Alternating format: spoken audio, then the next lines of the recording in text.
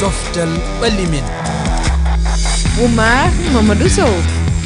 tedduɓe heeɗiɓe on calminama. Coftal-ɓalli meɗen hande e oɗo alet tati lewru tataɓuru hitande ujune ɗiɗi e nogas e nayyi kaleten ko ɓe eltoɓe diɗɗe Afrique.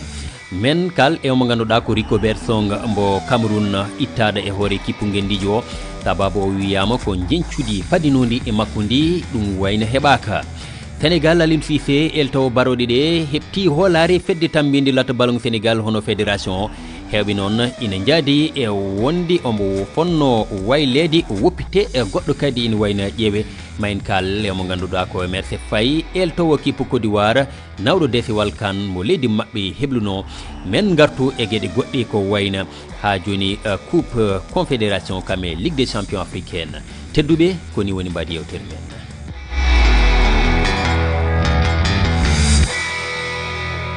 on calminama tedduɓe heeɗiɓe RFI Fulfulde dade duniyaru heeɗiɓe kame yeɓiyankoɓe rewdiɓe yewtere nde e hello meɗen Facebook eɗen gondi eno kala alet e Dieynaba Sow ɗo banggam ñamuɗo mi salminima Seydi Sow. A salmitama Oumar Mamadou Sow en calmini dendagal hettiyaɓe koɓe kala tigui eɓe kettima. Abdoulaye Diallo mi salminima. e kay a salmitama Oumar Mamadou Sow. eɗen gondi e ɓoggol ngol e Aboubacry Ba ko janiyankejo mbo en kalata holi kañum saabu noon eɗen gandi ko gondaɗo e Coftal-ɓalli. mi salminima Aboubacry. eyo mi salmini heɗotoɓe kala ɗo e Sénégal e nder Afrique fof. tigui siftinde ko an woni koɗo meɗen tataɓa ɗum noon tedduɓe on paami no mbiruɗon joni e rewre yewtere nde. Rico Bersong on ko eltowo diɗɗal ngal Cameroun o ittama e hoore oɗo kippu haade meɗen noon uddide yajnade yewtere nde en keɗoto jiyanɗe yogo e ɓiɓɓe leydi Cameroun ko Mariama Moumini en nultidiraɗo men to Yaoundé ɓamani en haala mabɓe. ala Rico Bersong kam o watay sérieux ha nder kuje mako o wawai kugal ngam o suftata fijoɓe je hani normalement ɓe o heɓa effectif ji yimɓe je gagni coupe d'Afrique ɗo ɓe wata ɓe amma ɓe watai ɓe. mo inde am ha sumi soybu Rico Bersong ɗo ɓe waddimo bana coach Guelen de coachan Cameroun normal après man o fuɗen coach goman ma bana yiɗi bana yiɗana oɗo waɗa zeman fou nde Cameroun yehi fiji pat ɓawo min supportere no ɓerde amin ɗum metta non tan bon sanju gomo ɗo nana min yiɗi ɓe sanjamo bon ha ɓe sanjimo ɗo kugal man yahay on kanjum waɗi ɓe sanjama ɓe wadda goɗɗo feere min laara fayin. Rico Bersong kam ɓe ittimo ka fottanayam ngam yo na kanko tan o hokkata classement ɗum Samuel to watta kujeji mallan to ɓe ittan kam Madrid Samuel to hani ɓe itta. Indiam Hafiz équipe nationale du Cameroun min ɗo andi ɓe gagni équipe manga ko sali jour amma hikka ɗo min tawi équipe man faible ko ɓurna awgom ha coach Rico Bersong ɗo match dernièrement contre Nigeria joueur ji man lang ɓe fiji ha warti ɓe fuu maɓɓe ɓe somi nder terrain wala mo o sanji capital amin kam ma ala dernière minute 10 minutes o watimo to bani ɗo yata. en nani jandi ɗen pecci e nder ɓeɗo ɓiɓɓe leydi Cameroun hayso tawi hewɓe mbi ne jaadi hen nde tawno no mbiruɗen nane wiyama ko fadino e makko heɓaka kono woɓɓe mbi mataw ko kanko tan woni malaɗo bone kono noon hanɓe rondade dongal ngal no kewi. Dieynaba Sow ani ko ɓeydeta hen.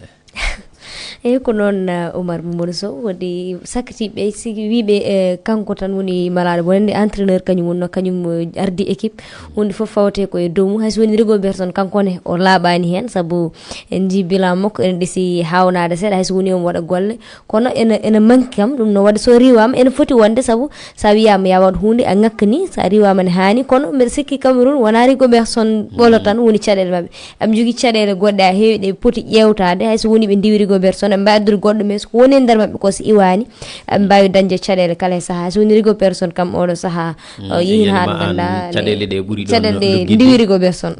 Abdoulaye Diallo anani ko ɓe kaali ko miijoji ɗi no pecci. eyyi miijoji ɗi no pecci no mbirɗa noon saabu si tawi en siftinan tan Rico Bersong caggal nde o toɗɗa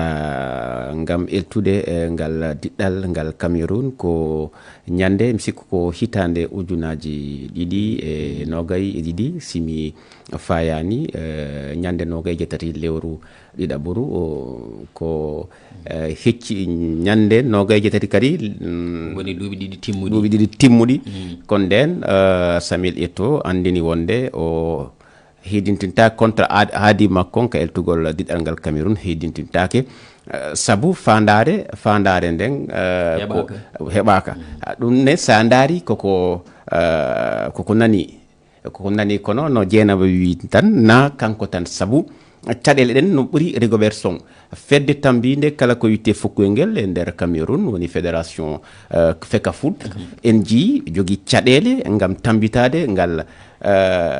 nden fedde ko woni tan si marsani si yahani wiyata tan ko elton si marsi wiyata na elton e siftinde kanko mo lonti noon on yano ha ka ɗiɗaɓal timmode kan ngal ɓe jaɓɓe kawtal ngal ɓe jaɓɓino ngal Yaoundé kono ɗo en jii kam Rigobert Song hay o yaltani ko hewtani sak naɓal timmode ɗum noon woni bonno jikke sikku sa ƴeewi no haniri noon koma contrat makko walla mbiyen aadi makko wasa fitinede ko hunde nannide famnide no hewɓe jiri ɗum Aboubacry Ba ni ka jandiyanki hertoɗo coftal ɓalli anni ɗeɗo jewte holko woni hen miijo ma aɗa sikki wonde Rigobert Song yaafe woppite yaaha ko hunde nde ganduɗa ne fadino ene fadi aɗa andi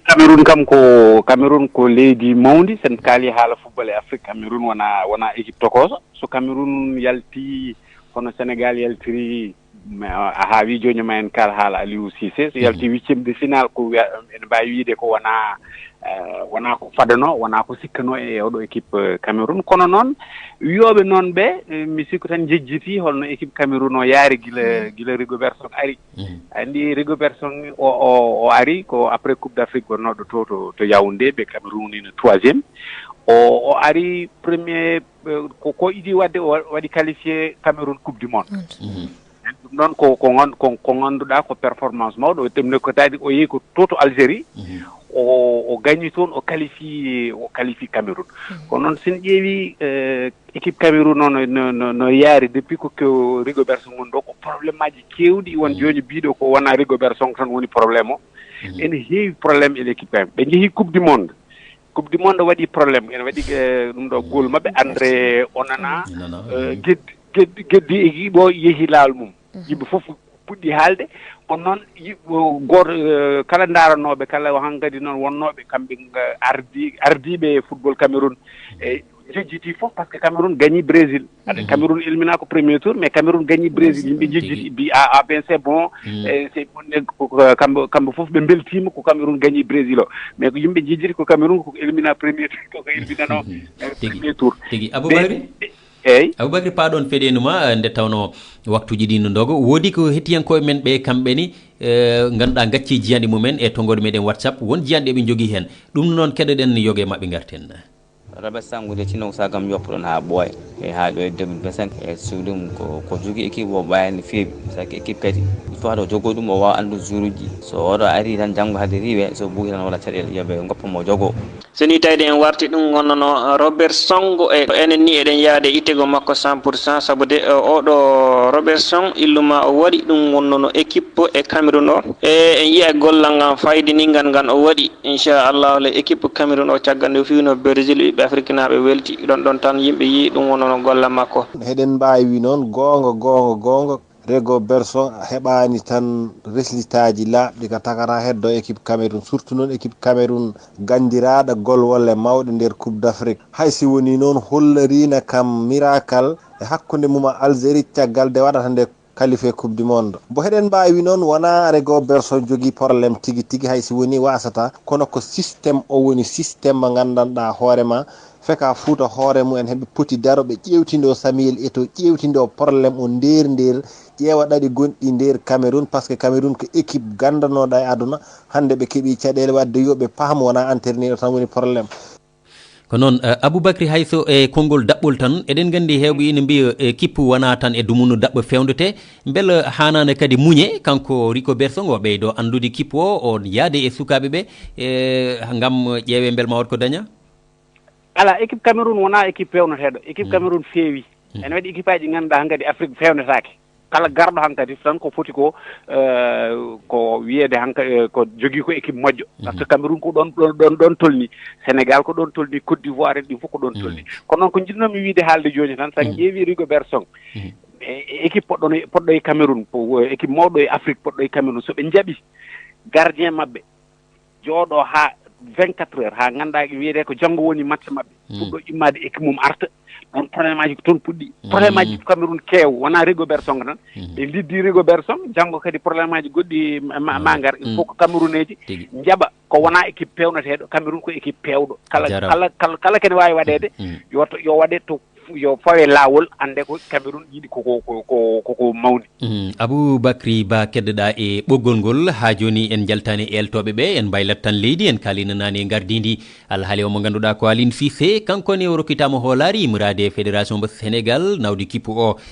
kan baɗowo toon to Maroc kono woodi taw ko hettiyankoɓe men ɓe kaali hen haade meɗen udditinade yewtere nde Aliou Cissé min kam Aliou Cissé vraiment min kam o meeɗa yondemi e gonga noon o itti coupe kono mo manki an ya jago équipe hakke duuɓi manɗa jeegom mi andita ha joni ana ala équipe type a ronkama tan kadi Aliou Cissé kadi sa ƴeewi équipe mawɗo omo jogui hen caɗele fiiɗi ɗum anda ko halan probléme kanda hoore équipe mawɗo fiyatmo e kadi Aliou Cissé ham vraiment ham sino sagam ham yo oppu ɗum ɓurde Aliou Cissé woni équipe Sénégal duuɓi kewɗi par ce que paamen de duuɓi ɗiɗi woni toon ala entraîneur gonɗo Sénégal meeɗa ɗum heɓa hande noon si woni fédération Sénégal yii wonde ne yiyani goɗɗo mo foti wat si wona totta Aliou Cissé sas kadi ha coupe d'Afrique jahowo to leydi Maroc enen hen mbawi ko hunde hande par ce que Aliou Cissé hay si woni hombo jogui gueɗe ɗe gandanɗa hoorema heɗe ngakki tigui e football mum kono totti Sénégal ko Sénégal meeɗa heɓ ko wawi won duuɓi 60 Sénégal hina doga caggal coupe Dieynaba Sow hayso tawi ɓeeni alay sago ko ni tan jiyande ɗe mbawi waadi Aline Cissé ko kawre 97 o waɗi e hoore Sénégal eɗen gandi o fuuli hen 63 ina wayno ko laabi 13 tan o meeɗi foolede to batti e bindol no français wiyate statistique e chiffre hono makko ala kono beele omo yoni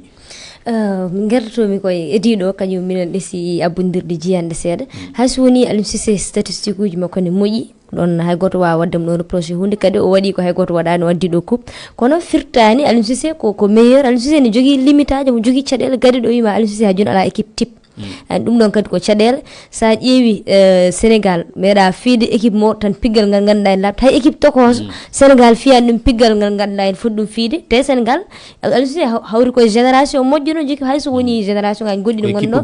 mais ko équipe belɗo fewnude no doyen Aboubacry wi joni Sénégal en Cameroun en wona kippuji ganda ko pewnitteɗe Aliou Cissé tawi kene feewi wadde omo jogui limite aji kadi sa waɗi kala saaha ɗo waɗa so wonto keɓata Aliou Cissé hayso kanko hoore makko fonno wiide omo woppa so Allah fotano fadde ha fédération wiyene ɓeyden ma te ɗum ɗon fotino woppude ko adi hande hunde so yi ha wonde keɓata yiya jaada e teddungal ma kala saaha ɗon kadi Sénégal jogui caɗele so Aliou Cissé yi hol garowo ɗon kadi ko namdal kono kam Aliou Cissé so Allah omo jogui ene wonko ngakki e gueɗe makko so Allah tigui ni adi mananama Abdoulaye Belade yaadi e nden yiyande ni heewi weede noon enen Sénégal manda so tawi leɗɗe fof noon mbayi neɗɗo fof ko entraîneur hoore muɗum eyyi kono nde jokori wiide kono Dieynaba mi yaddani yiyande Dieynaba noon c'est vrai gonga Aboubacry wi Sénégal ko kippu moƴƴo wono Cameroun kono Aliou Cissé nde o aratno gam eltude kippu Sénégal no dañno caɗele tirɗe saabu kippu nattan ka nder kawriten da ƴewete no wodi ko wiyete kadi ka vestiaire no wodi diɗɗal ngal groupe on fijoɓe no ɓe tamborte sa daari sa ƴeewi génération wono génération Elas Diouf ɓenni génération ɓe ari saaha kala ayyay hakkunde maɓɓe luural ko francire wiyata code de conduite caggal nde Aliou Cissé ari no wodi ko golli e on fannu innetake noon Aliou Cissé heɓani caɗele ko gonga sa ƴeewi hitande ujunaji ɗiɗi sikku simi fayani 15 o ari ka gam eltude diɗɗal Sénégal ngal gila nden en jii en jii ɓeydare kono hikka fandare nden ko ƴettutugol DCO ngal wonno ko ɗum wonno fandare nden mataw ko ɗum laawi yimɓeɓe ko ɗum laawi yimɓeɓe fédération wi ma ɓe ƴeew ɓe tasko ɓe ƴeewa holko no caɗele ɗen kono ko jiiɗen caggal lewru ɓe heydintini aadi makko sabu en jii no woodi kawrite aroɗe éliminatoire coupe d'Afrique e non tan coupe du monde mi sikku tan ko ɗum fédération ƴeewi ɓe tawi comment o heɗintina voilà adday caɗele goɗɗe eyyi ko noon Aboubacry anne nden ɗon toɓɓere Aline Cissé fuɗɗima ɓoyde hoore kippu mbo Sénégal hayso tawi fédération hesɗitini hoolare muɗum e beela ɓeeɗo wiyoɓe hanino goɗɗo yiile ƴeewe beela ma ko ɓuuri ko dañi ko heeɓe holno jiiruɗa ɗum eyyi mi sikku ko fédération waɗi ko foti wadde mi heeɗima joom ko banam debbo ko haali joni ko wate Aliou Cissé ko heddiɓe hettotoɓe hewɓe kaale Aliou Cissé ko Aliou Cissé gagnata ko équipe mawɗo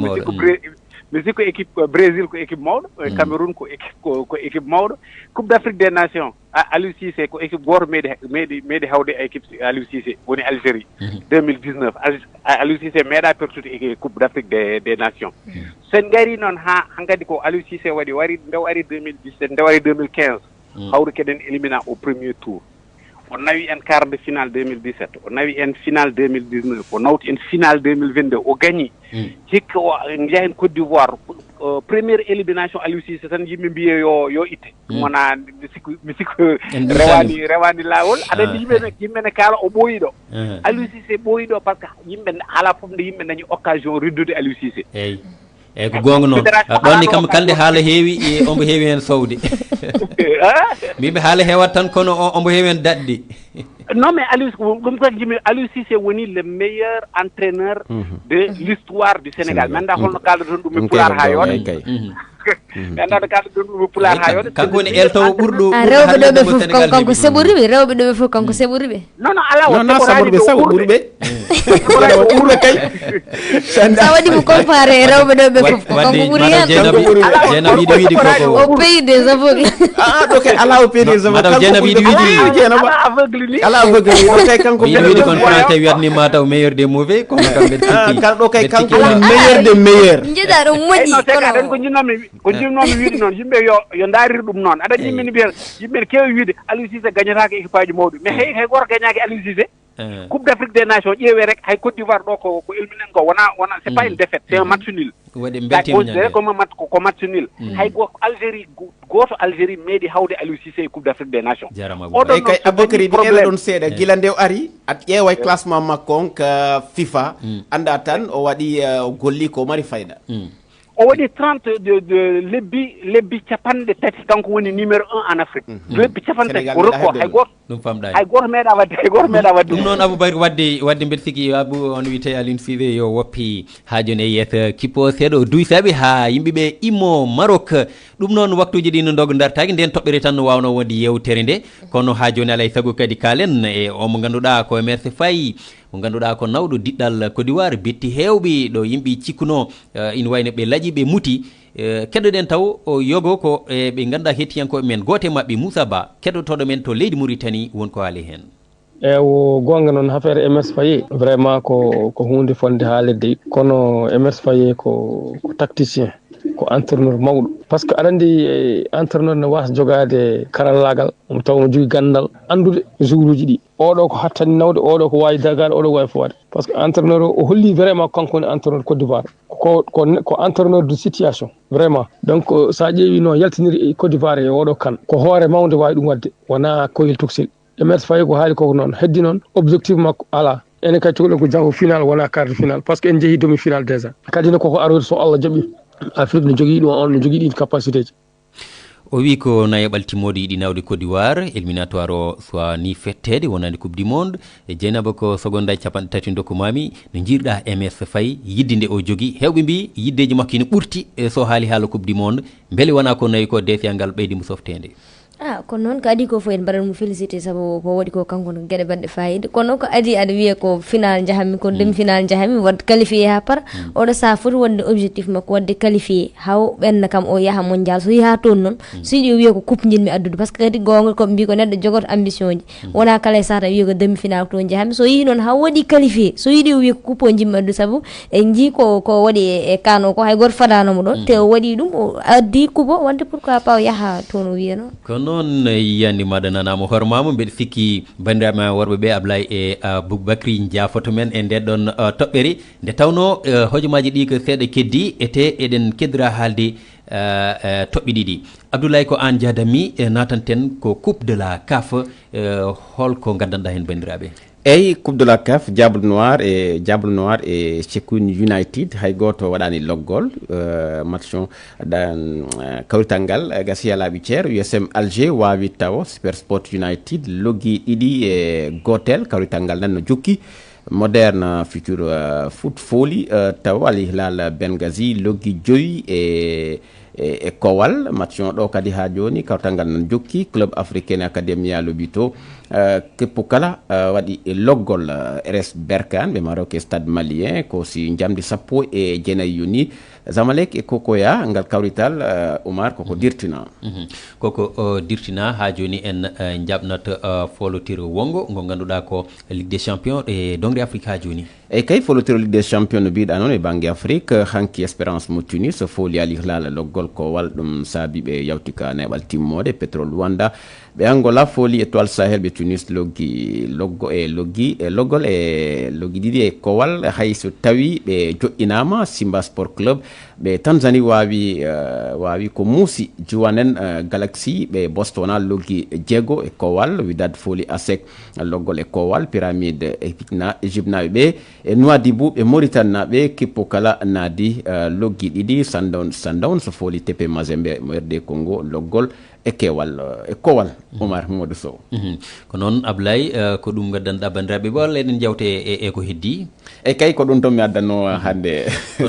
kono noon ko ɗon tigui pooɗirten ina wayna nden ɗon toɓɓere seeɗa eɗen gandi saaha kala ina heewi teskede club aji Afrique ɗi so tawi ɗi jeehi filɓodirede e yoga ha joni e club aji gonɗi to Europe ngakkede to batte jincude e to gartam ina heewi toon teskede Aboubacry ko e ma duttitotomi eɗen gandi anne no mbirunomi nane ka jaydiyanke heroɗo Coftal-ɓalli club aji ɗiɗo Afrique ɗi ganduɗa so tawi eɗi mbaɗa golle payɗinde ina teske e leyɗe arabeɓe walla mbiyen woɗeɓe ɓe ha en ni yoga e leyɗele men kono so ɗi keesiɗi jalti ɗon saaha caɗele ina teskaneɓe holto doole poti ɓurɗi waɗede e holto foti ɓurɗi ñoƴƴede ha équipe uji Afrique ɓeydo yarude yesso